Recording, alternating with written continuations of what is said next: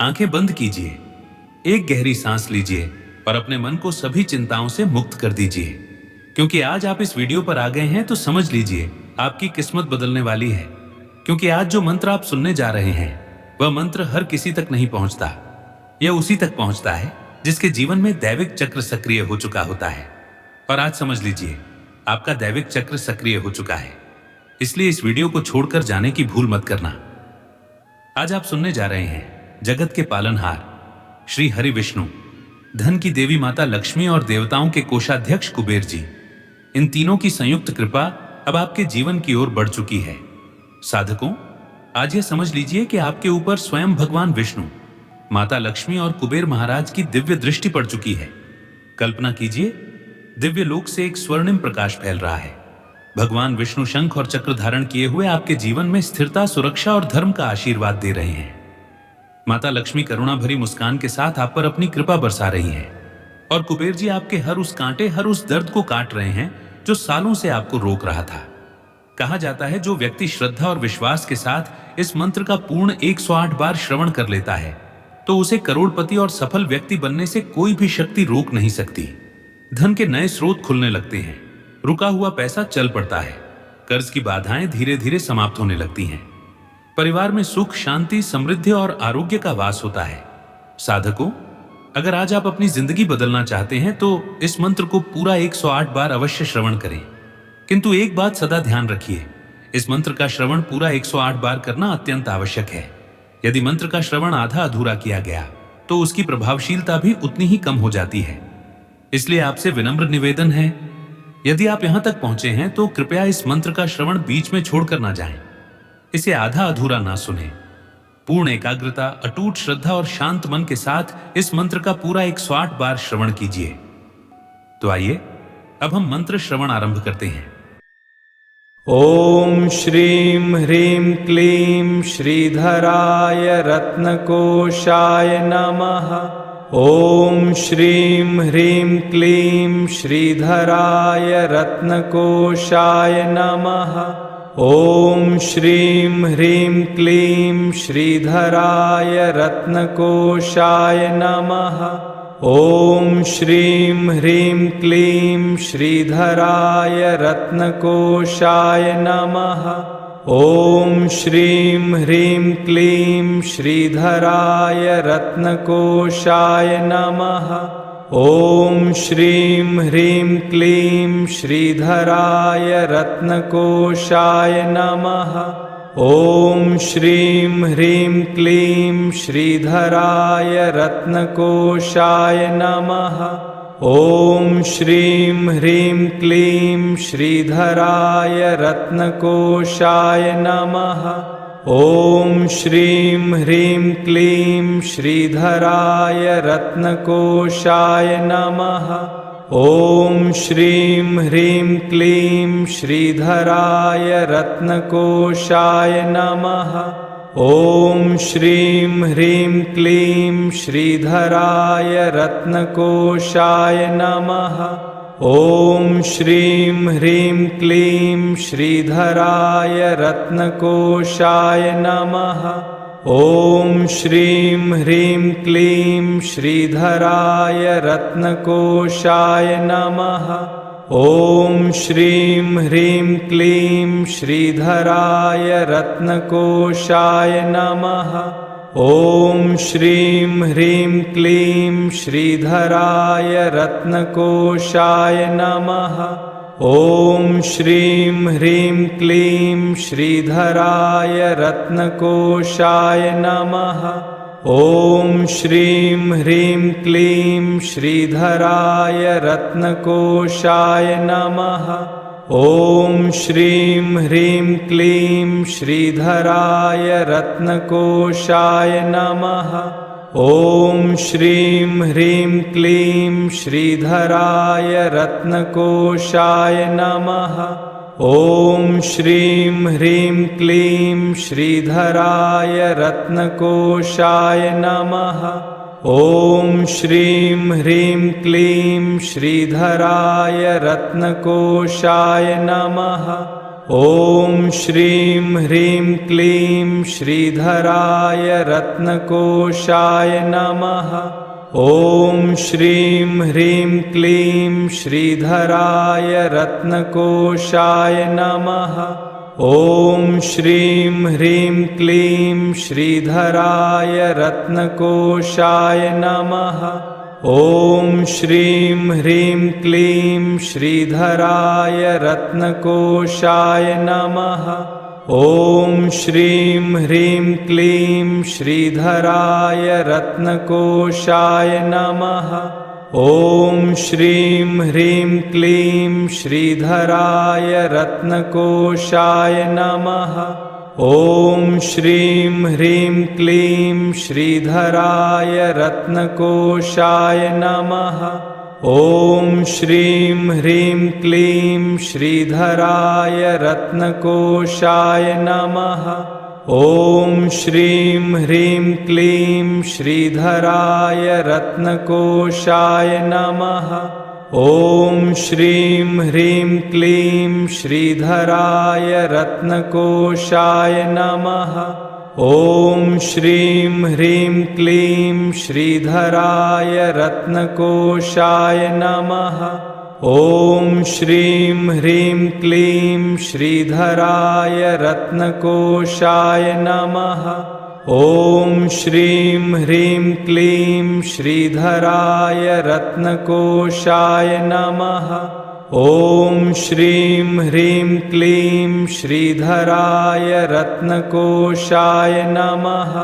ॐ श्रीं ह्रीं क्लीं श्रीधराय रत्नकोशाय नमः। ॐ श्रीं ह्रीं क्लीं श्रीधराय रत्नकोशाय नमः। ॐ श्रीं ह्रीं क्लीं श्रीधराय रत्नकोशाय नमः। ॐ श्रीं ह्रीं क्लीं श्रीधराय रत्नकोशाय नमः। ॐ श्रीं ह्रीं क्लीं श्रीधराय रत्नकोशाय नमः। ॐ श्रीं ह्रीं क्लीं श्रीधराय रत्नकोशाय नमः। ॐ श्रीं ह्रीं क्लीं श्रीधराय रत्नकोशाय नमः। ॐ श्रीं ह्रीं क्लीं श्रीधराय रत्नकोशाय नमः। ॐ श्रीं ह्रीं क्लीं श्रीधराय रत्नकोशाय नमः। ॐ श्रीं ह्रीं क्लीं श्रीधराय रत्नकोशाय नमः। ॐ श्रीं ह्रीं क्लीं श्रीधराय रत्नकोशाय नमः। ॐ श्रीं ह्रीं क्लीं श्रीधराय रत्नकोशाय नमः। ॐ श्रीं ह्रीं क्लीं श्रीधराय रत्नकोशाय नमः। ॐ श्रीं ह्रीं क्लीं श्रीधराय रत्नकोशाय नमः। ॐ श्रीं ह्रीं क्लीं श्रीधराय रत्नकोशाय नमः। ॐ श्रीं ह्रीं क्लीं श्रीधराय रत्नकोशाय नमः। ॐ श्रीं ह्रीं क्लीं श्रीधराय रत्नकोशाय नमः। ॐ श्रीं ह्रीं क्लीं श्रीधराय रत्नकोशाय नमः। ॐ श्रीं ह्रीं क्लीं श्रीधराय रत्नकोशाय नमः। ॐ श्रीं ह्रीं क्लीं श्रीधराय रत्नकोशाय नमः। ॐ श्रीं ह्रीं क्लीं श्रीधराय रत्नकोशाय नमः। ॐ श्रीं ह्रीं क्लीं श्रीधराय रत्नकोशाय नमः। ॐ श्रीं ह्रीं क्लीं श्रीधराय रत्नकोशाय नमः। ॐ श्रीं ह्रीं क्लीं श्रीधराय रत्नकोशाय नमः। ॐ श्रीं ह्रीं क्लीं श्रीधराय रत्नकोशाय नमः। ॐ श्रीं ह्रीं क्लीं श्रीधराय रत्नकोशाय नमः। ॐ श्रीं ह्रीं क्लीं श्रीधराय रत्नकोशाय नमः। ॐ श्रीं ह्रीं क्लीं श्रीधराय रत्नकोशाय नमः। ॐ श्रीं ह्रीं क्लीं श्रीधराय रत्नकोशाय नमः। ॐ श्रीं ह्रीं क्लीं श्रीधराय रत्नकोशाय नमः। ॐ श्रीं ह्रीं क्लीं श्रीधराय रत्नकोशाय नमः। ॐ श्रीं ह्रीं क्लीं श्रीधराय रत्नकोशाय नमः। ॐ श्रीं ह्रीं क्लीं श्रीधराय रत्नकोशाय नमः। ॐ श्रीं ह्रीं क्लीं श्रीधराय रत्नकोशाय नमः। ॐ श्रीं ह्रीं क्लीं श्रीधराय रत्नकोशाय नमः। ॐ श्रीं ह्रीं क्लीं श्रीधराय रत्नकोशाय नमः। ॐ श्रीं ह्रीं क्लीं श्रीधराय रत्नकोशाय नमः। ॐ श्रीं ह्रीं क्लीं श्रीधराय रत्नकोशाय नमः। ॐ श्रीं ह्रीं क्लीं श्रीधराय रत्नकोशाय नमः। ॐ श्रीं ह्रीं क्लीं श्रीधराय रत्नकोशाय नमः। ॐ श्रीं ह्रीं क्लीं श्रीधराय रत्नकोशाय नमः। ॐ श्रीं ह्रीं क्लीं श्रीधराय रत्नकोशाय नमः। ॐ श्रीं ह्रीं क्लीं श्रीधराय रत्नकोशाय नमः। ॐ श्रीं ह्रीं क्लीं श्रीधराय रत्नकोशाय नमः। ॐ श्रीं ह्रीं क्लीं श्रीधराय रत्नकोशाय नमः। ॐ श्रीं ह्रीं क्लीं श्रीधराय रत्नकोशाय नमः। ॐ श्रीं ह्रीं क्लीं श्रीधराय रत्नकोशाय नमः। ॐ श्रीं ह्रीं क्लीं श्रीधराय रत्नकोशाय नमः। ॐ श्रीं ह्रीं क्लीं श्रीधराय रत्नकोशाय नमः। ॐ श्रीं ह्रीं क्लीं श्रीधराय रत्नकोशाय नमः। ॐ श्रीं ह्रीं क्लीं श्रीधराय रत्नकोशाय नमः। ॐ श्रीं ह्रीं क्लीं श्रीधराय रत्नकोशाय नमः। ॐ श्रीं ह्रीं क्लीं श्रीधराय रत्नकोशाय नमः। ॐ श्रीं ह्रीं क्लीं श्रीधराय रत्नकोशाय नमः। ॐ श्रीं ह्रीं क्लीं श्रीधराय रत्नकोशाय नमः।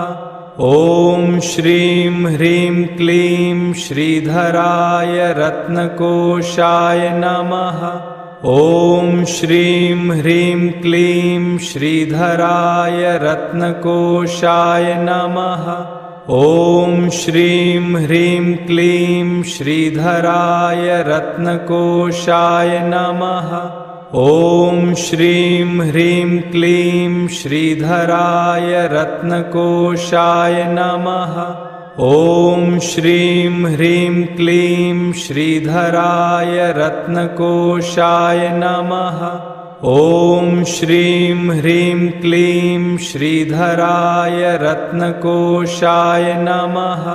ॐ श्रीं ह्रीं क्लीं श्रीधराय रत्नकोशाय नमः। ॐ श्रीं ह्रीं क्लीं श्रीधराय रत्नकोशाय नमः। ॐ श्रीं ह्रीं क्लीं श्रीधराय रत्नकोशाय नमः। ॐ श्रीं ह्रीं क्लीं श्रीधराय रत्नकोशाय नमः। ॐ श्रीं ह्रीं क्लीं श्रीधराय रत्नकोशाय नमः। ॐ श्रीं ह्रीं क्लीं श्रीधराय रत्नकोशाय नमः। ॐ श्रीं ह्रीं क्लीं श्रीधराय रत्नकोशाय नमः। ॐ श्रीं ह्रीं क्लीं श्रीधराय रत्नकोशाय नमः। ॐ श्रीं ह्रीं क्लीं श्रीधराय रत्नकोशाय नमः। ॐ श्रीं ह्रीं क्लीं श्रीधराय रत्नकोशाय नमः। ॐ श्रीं ह्रीं क्लीं श्रीधराय रत्नकोशाय नमः। ॐ श्रीं ह्रीं क्लीं श्रीधराय रत्नकोशाय नमः। ॐ श्रीं ह्रीं क्लीं श्रीधराय रत्नकोशाय नमः। ॐ श्रीं ह्रीं क्लीं श्रीधराय रत्नकोशाय नमः। ॐ श्रीं ह्रीं क्लीं श्रीधराय रत्नकोशाय नमः। ॐ श्रीं ह्रीं क्लीं श्रीधराय रत्नकोशाय नमः। ॐ श्रीं ह्रीं क्लीं श्रीधराय रत्नकोशाय नमः। ॐ श्रीं ह्रीं क्लीं श्रीधराय रत्नकोशाय नमः। ॐ श्रीं ह्रीं क्लीं श्रीधराय रत्नकोशाय नमः। ॐ श्रीं ह्रीं क्लीं श्रीधराय रत्नकोशाय नमः। ॐ श्रीं ह्रीं क्लीं श्रीधराय रत्नकोशाय नमः। ॐ श्रीं ह्रीं क्लीं श्रीधराय रत्नकोशाय नमः। ॐ श्रीं ह्रीं क्लीं श्रीधराय रत्नकोशाय नमः। ॐ श्रीं ह्रीं क्लीं श्रीधराय रत्नकोशाय नमः। ॐ श्रीं ह्रीं क्लीं श्रीधराय रत्नकोशाय नमः। ॐ श्रीं ह्रीं क्लीं श्रीधराय रत्नकोशाय नमः। ॐ श्रीं ह्रीं क्लीं श्रीधराय रत्नकोशाय नमः। ॐ श्रीं ह्रीं क्लीं श्रीधराय रत्नकोशाय नमः। ॐ श्रीं ह्रीं क्लीं श्रीधराय रत्नकोशाय नमः। ॐ श्रीं ह्रीं क्लीं श्रीधराय रत्नकोशाय नमः। ॐ श्रीं ह्रीं क्लीं श्रीधराय रत्नकोशाय नमः। ॐ श्रीं ह्रीं क्लीं श्रीधराय रत्नकोशाय नमः। ॐ श्रीं ह्रीं क्लीं श्रीधराय रत्नकोशाय नमः। ॐ श्रीं ह्रीं क्लीं श्रीधराय रत्नकोशाय नमः। ॐ श्रीं ह्रीं क्लीं श्रीधराय रत्नकोशाय नमः। ॐ श्रीं ह्रीं क्लीं श्रीधराय रत्नकोशाय नमः। ॐ श्रीं ह्रीं क्लीं श्रीधराय रत्नकोशाय नमः। ॐ श्रीं ह्रीं क्लीं श्रीधराय रत्नकोशाय नमः। ॐ श्रीं ह्रीं क्लीं श्रीधराय रत्नकोशाय नमः। ॐ श्रीं ह्रीं क्लीं श्रीधराय रत्नकोशाय नमः। ॐ श्रीं ह्रीं क्लीं श्रीधराय रत्नकोशाय नमः। ॐ श्रीं ह्रीं क्लीं श्रीधराय रत्नकोशाय नमः। ॐ श्रीं ह्रीं क्लीं श्रीधराय रत्नकोशाय नमः। ॐ श्रीं ह्रीं क्लीं श्रीधराय रत्नकोशाय नमः। ॐ श्रीं ह्रीं क्लीं श्रीधराय रत्नकोशाय नमः। ॐ श्रीं ह्रीं क्लीं श्रीधराय रत्नकोशाय नमः।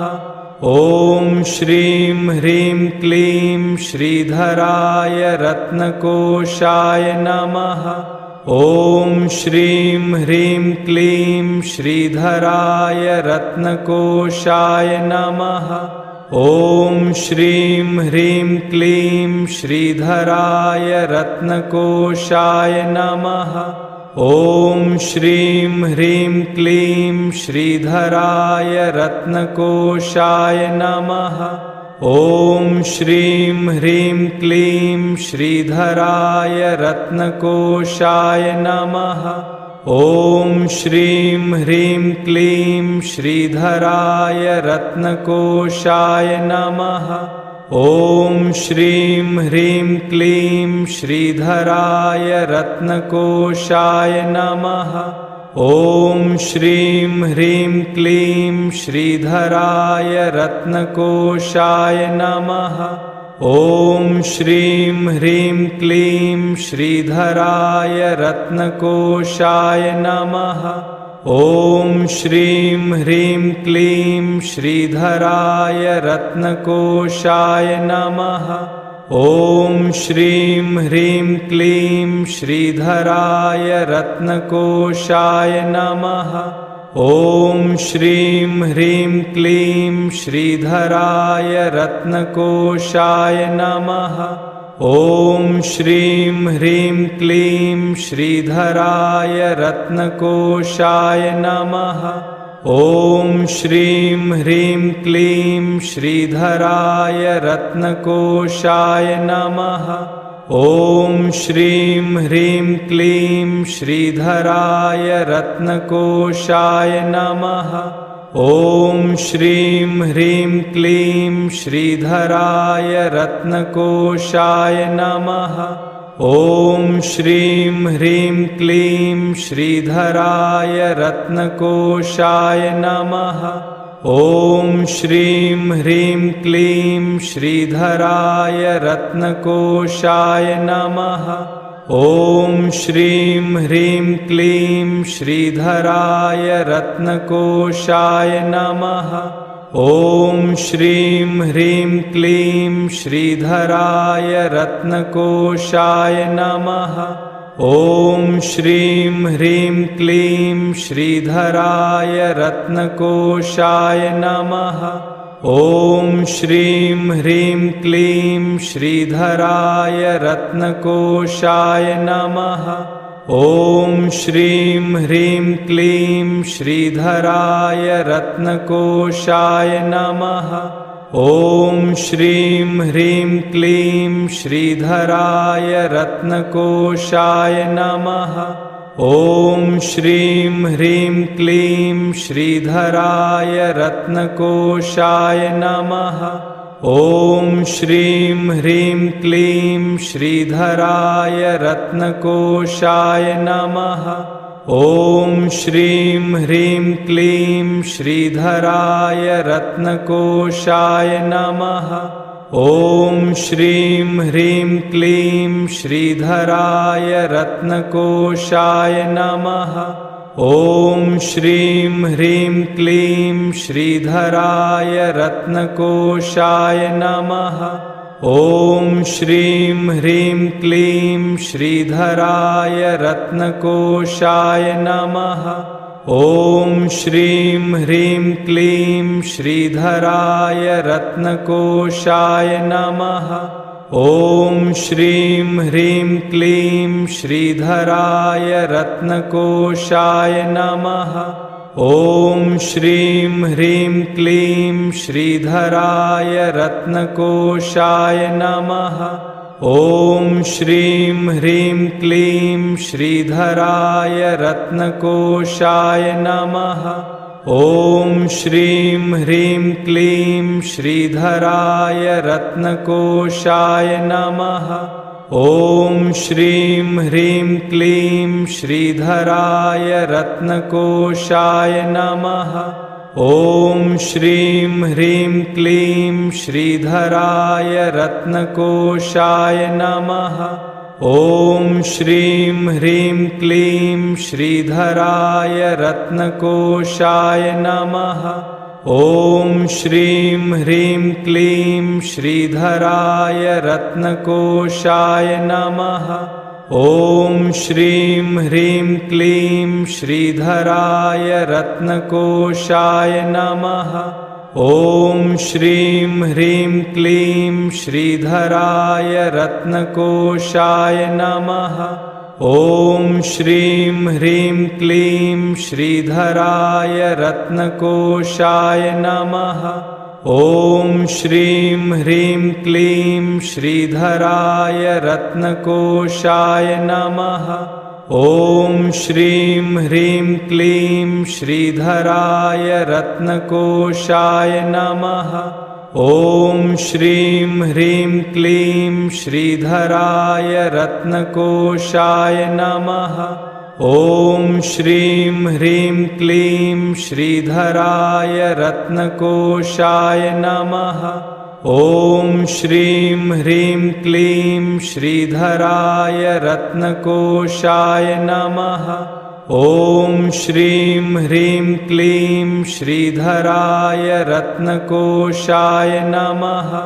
ॐ श्रीं ह्रीं क्लीं श्रीधराय रत्नकोशाय नमः। ॐ श्रीं ह्रीं क्लीं श्रीधराय रत्नकोशाय नमः। ॐ श्रीं ह्रीं क्लीं श्रीधराय रत्नकोशाय नमः। ॐ श्रीं ह्रीं क्लीं श्रीधराय रत्नकोशाय नमः। ॐ श्रीं ह्रीं क्लीं श्रीधराय रत्नकोशाय नमः।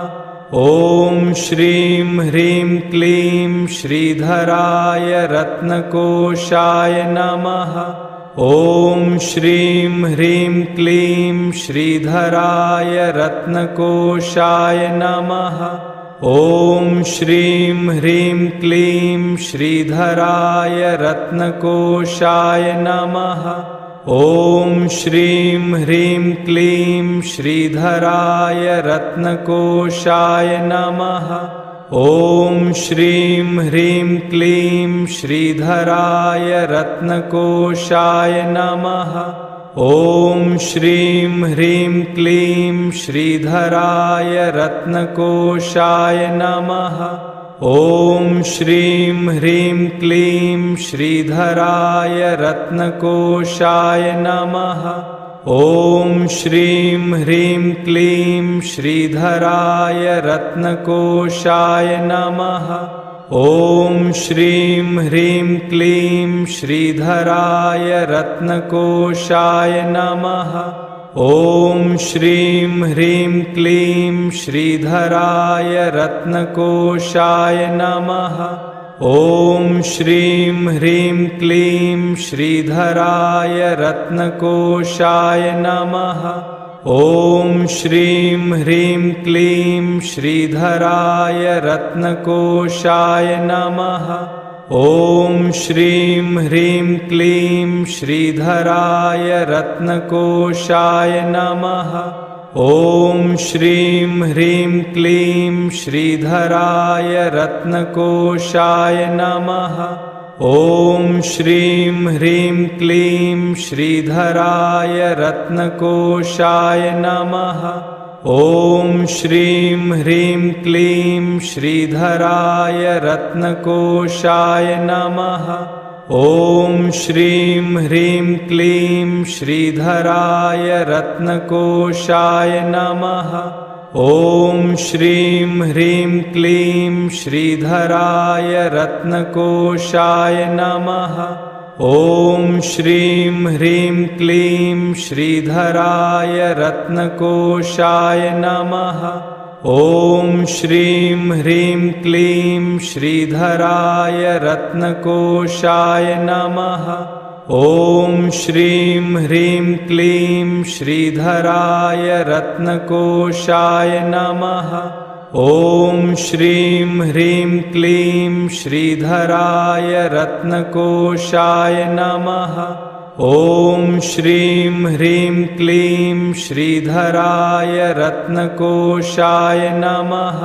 ॐ श्रीं ह्रीं क्लीं श्रीधराय रत्नकोशाय नमः।